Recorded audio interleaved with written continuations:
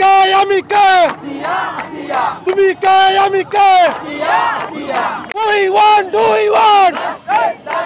দড়ি লাগলে দড়ি নে ধর্ষকের ফাঁসি দে।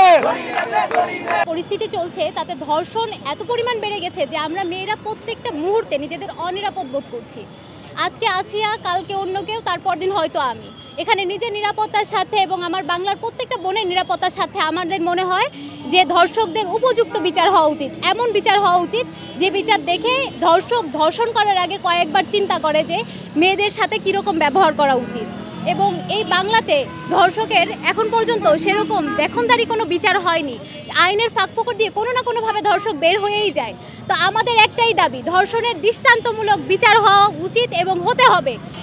এই রমজানের মধ্যে, এই রৌদ্রের মধ্যে এক্সামের রাতটুকু চুকিয়ে আমাদেরকে এখানে কেন প্রতিবাদ করতে হয়? আমাদের প্রশাসক কেন এখনও ঘুমিয়ে থাকে যে আমাদেরকে এসে তাদেরকে রাজুতে এসে আমাদেরকে রাতের ক্যাম্পাসে এসে কেন তাদেরকে জাগাতে হয়? আমাদের প্রশাসনের কি ভূমিকা আছে? আমাদের স্বরাষ্ট্রমন্ত্রীর কি ভূমিকা আছে? আমরা সেটা স্পষ্টভাবে জানতে চাই।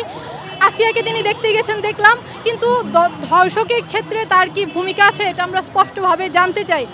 24-এর আন্দোলনের পরেও কেন আমাদেরকে সমতা নিয়ে, আমাদেরকে নারীর নিরাপত্তা নিয়ে কেন এখন আমাদেরকে রাজপথে নামতে হয়?